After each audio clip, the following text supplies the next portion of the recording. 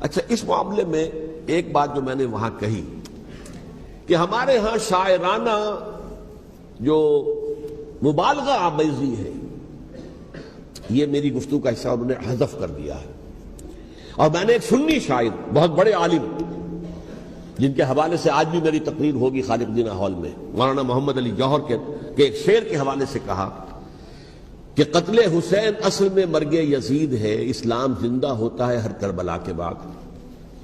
میں نے کہا بالکل محمل شعر ہے، اسلام مرا ہی نہیں تھا، زندہ ہونے کا کیا سوال.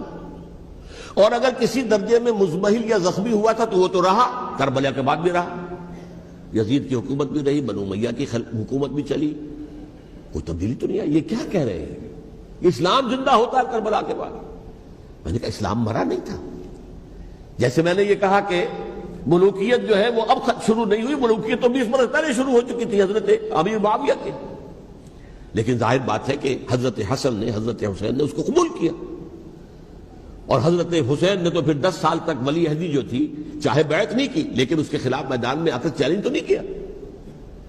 اس اعتبار سے یہ معاملہ جو ہے اسلام زندہ ہوتا ہے کربلا کے بعد، یہ بے تکی بات ہے. ہاں، حضرت شاہ اسماعیل شہید رحمۃ اللہ علیہ کی اگر میں تشبیہ کو، تمثیل کو سامنے رکھوں تو اسلام کی عمارت 6 منزلہ ہے، 6ٹھی منزل ٹاپ کی وہ گر گئی، 5 منزلیں انٹیکٹ تھیں، اسلام مرا نہیں تھا. عدالت میں شریعت کے مطابق فیصلے ہو رہے تھے، قاضی تھے، مفتی تھے، شریعت نافذ تھی، اسلام کہاں مرا تھا. جبکہ خود کہہ رہے ہیں علامہ کلب صادق کے ایک مفتی کے فتوے سے ہی حضرت حسین کو قتل کیا گیا. اب وہ مفتی کی رائے، اس کی بدنیتی ہو، جو بھی ہو، وہ جانے، اللہ جانے. لیکن عام مسلمان کیا کریں؟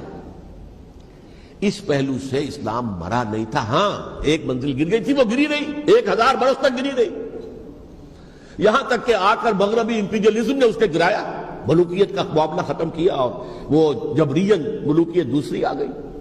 ورنہ وہی سب بادشاہی چلی ہے. بلکہ دور بنو امیہ میں وہ بادشاہی پوری طرح اس نے بالوں پر نہیں نکالے تھے، اصل بالوں پر تو اس نے نکالے ہیں دور بنو عباس میں آ کر. اور پھر سلاطین جو ہے ترک، جو ترک خلفاء ہیں، ابھی بادشاہت تھی اور کیا تھا، وہ خلافت تو نہیں تھی. تو یہ تو اسلام میں جو بھی نقص واقع ہو گیا تھا، کمی واقع ہو گئی تھی، وہ جو کی تو برقرار رہی. اس کو بھی تسلیم کیا. میں اللہ کا شکر ادا کر کے کہتا ہوں کہ دونوں حضرات، دونوں شیعہ دانشور اور بڑی اعلیٰ سطح کے جو شیعہ عالم تھے، انہوں نے اس بات کو تسلیم کیا اور میری اس بات کو چیلنج نہیں کیا.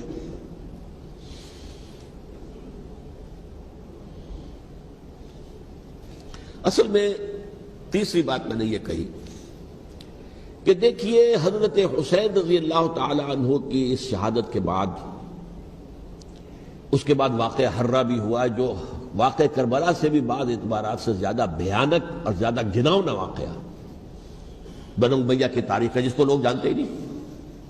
مدینہ کے کچھ لوگوں نے بغاوت کی اور انہوں نے اس کے خلاف فوج بھیجی، اور فوج کو جب مدینہ فتح کر دیا، 3 دن کے لیے حلال کر دیا، جو چاہو کرو، یہاں جسے چاہو مارو، جسے چاہو لوٹو، جس کا گھر چاہو برباد کرو، جس عورت کو چاہو ریپ کرو. اور یہ مدینہ النبی کے اندر ہوا. تو کاٹ کھانے والی ملوکیت کے اندر بہت سے واقعات ہوئے.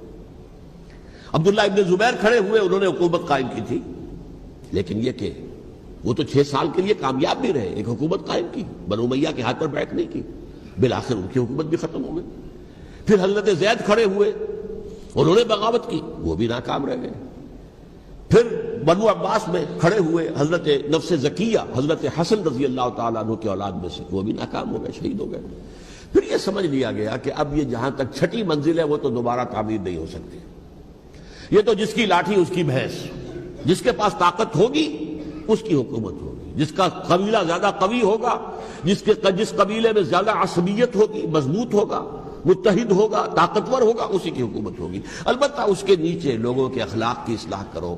صوفیاء کرام نے وہ کام اپنے ذمہ لیا، اور بالکل وہی کام ہے کہ جو ائمہ اہل بیت کرتے رہے.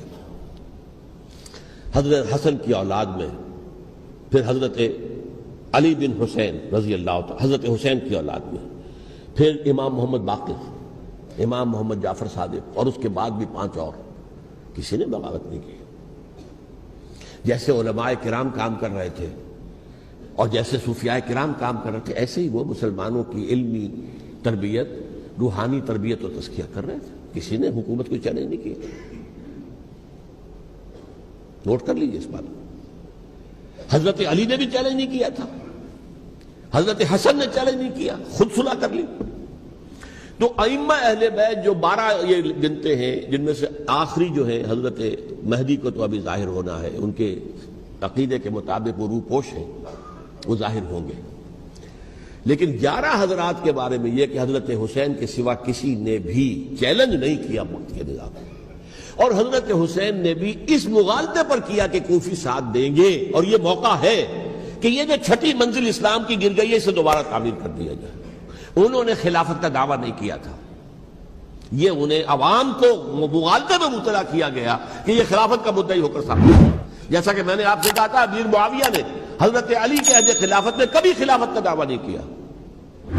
مدعی خلافت نہیں تھے وہ تو یہ کہتے تھے کہ قاتلان حسین جو ہے، قاتلان عثمان کو سزا دو، قصاص دو، بس. اسی طرح حضرت حسین نے بھی. اب دیکھیے اس ضمن میں اس میں کوئی شک نہیں ہے، حضرت حسین رضی اللہ تعالی عنہ کی جو شہادت ہوئی ہے اور ان کے ساتھیوں کی، اعزاء و اقارب کی، تاریخ انسانی میں یہ عزم، ہمت، شجاعت، مثابرت، صبر، استقلال، استقامت، اس کی بہت روشن مثال ہے، بہت روشن مثال ہے، بہت روشن مثال ہے. لیکن اس سے تاریخ کی رفتار پر کوئی اثر نہیں پڑا. وہ جو ملوکیت آ گئی تھی وہ اور گہری سے گہری ہوتی چلی گئی. واقعہ کربلا کے بعد تو واقعہ ہررا ہوا، میں نے گنوا دیا آپ کو. اس سے زیادہ تو میرے خیال میں کہ اور ہمارے لیے لائق شرم جو ہے کوئی واقعہ ہے ہی نہیں.